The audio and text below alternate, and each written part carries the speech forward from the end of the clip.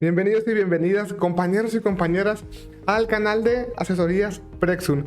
Yo soy Homero Bustos, licenciado en Letras Hispánicas por la Universidad Autónoma de Nuevo León, y en esta ocasión los estaré apoyando con justamente el tema de etimologías griegas y latinas del español, una materia que se imparte en preparatorias de la Universidad Autónoma de Nuevo León. Y bueno, yo voy a ser el encargado de asesorarlos un poco por si andan algo perdidos, si los temas no quedaron suficientemente claros en clase, para contestar de la mejor manera los ejercicios y que su libro quede totalmente contestado. Por favor, les pido que para fines de este video lo tengan a la mano y me vayan siguiendo en la página en la que yo vaya para que no nos perdamos. Lo que vamos a ver hoy, el tema es la importancia de la lengua y cultura griega de la etapa 3. Habíamos dicho que todo el mundo hoy en día se basa en el pensamiento y en la filosofía griega.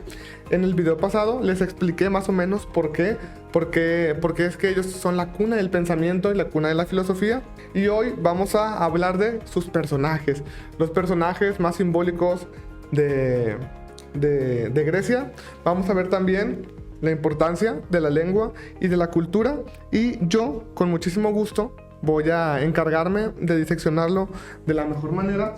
Aquí tengo algunas anotaciones que me parecen pertinentes, pues para que esto sea mucho más digerible. Entonces, la lengua nació y evolucionó desde el momento que se mezclaron los distintos dialectos de los 4 pueblos griegos. Tenemos los 4 pueblos que ya vimos que manejan los dialectos ático, jónico, etc. Estos pueblos, al fusionarse, cada uno hablaba un dialecto diferente. Imagínense, ¿no? Cada uno tenía un dialecto diferente. ¿Y qué pasó? Se juntaron y originaron una lengua común que se llama coindialectos, que conformó el griego, ¿ok?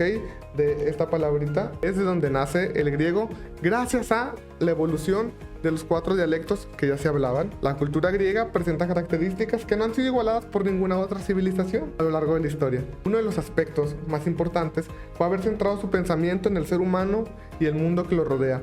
Es decir, las demás civilizaciones también se cuestionaban cosas y tienen grandes aportes en las matemáticas, en otras ramas del conocimiento, pero por lo que se caracteriza Grecia es por pensar siempre en lo humanista, basarse en el ser humano y en todo lo que lo rodea.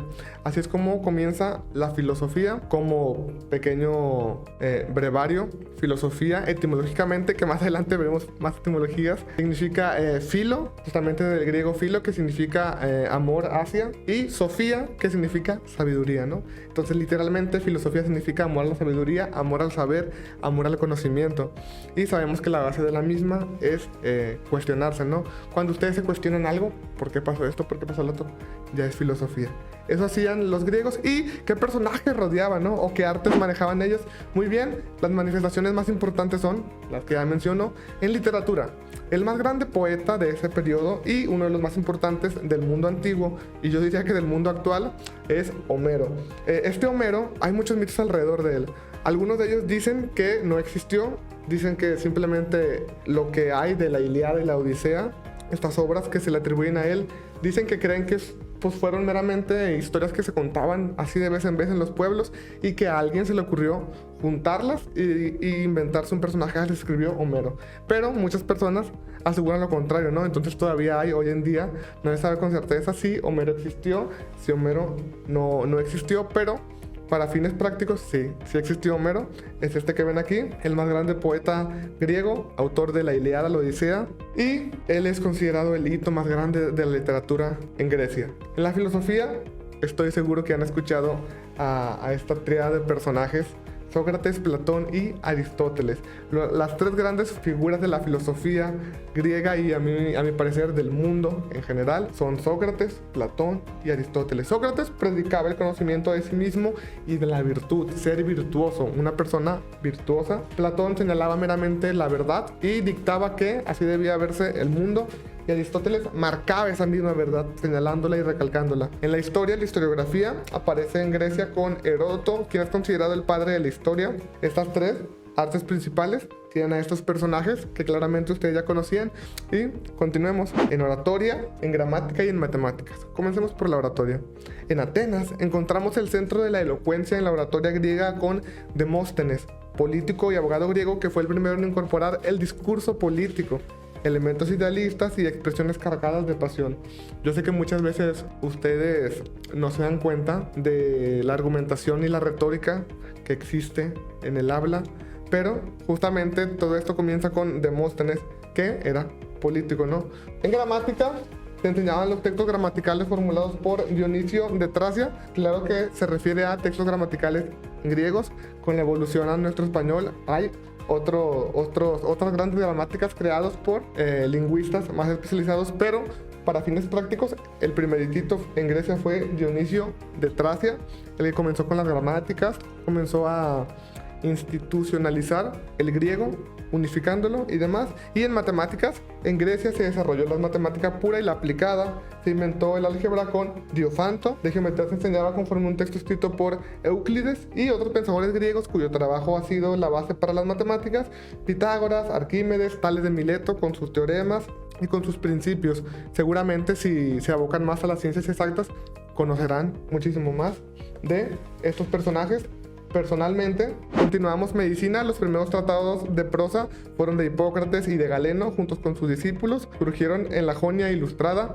Seguramente, si conocen a alguien que ha estudiado medicina, les va a hablar del juramento de Hipócrates. Este juramento que dice que si aquel que estudia la medicina cumple con todos sus deberes, no divulga el saber ni hace daño a nadie, dice que si hace todo eso, las virtudes de la vida le llegarán, pero que si no cumple, los infortunios serán del mismo peso o cosas malas le pasarán. Entonces, bueno, está muy interesante este juramento que se hace hacia el servir como médico en atención a los demás.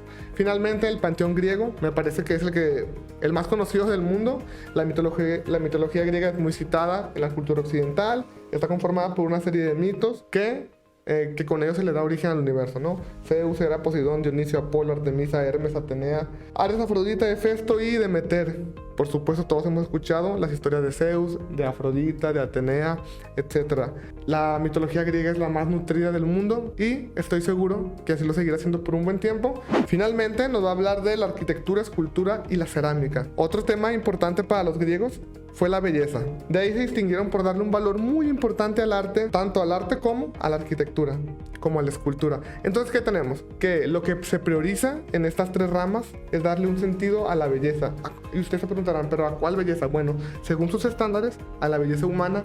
Por eso es que cuando vemos las esculturas de los griegos, pues son personas físicamente muy atractivas, cuadradas, fuertes, etc. Los templos, con su máxima expresión arquitectónica, y las columnas son una parte fundamental. Tienen tres tipos o tres estilos de hacer estas columnas. La primera, el estilo dórico, que es este que tenemos aquí a la izquierda.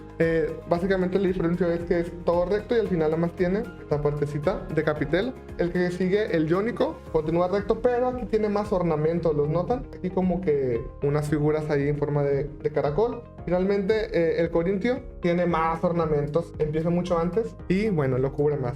Estas son las diferencias y meramente son cuestiones de estilo que marcan, por supuesto, una época. Para fines prácticos de este curso y para que ustedes vayan teniendo una idea, ¿qué les parece si hasta aquí dejamos el video con todo esto que hemos visto?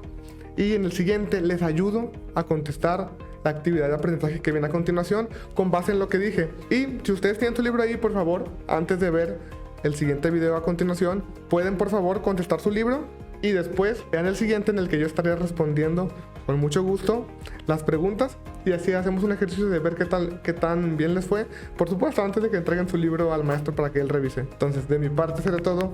Yo soy Homero y gracias por ver Asesorías Prexum.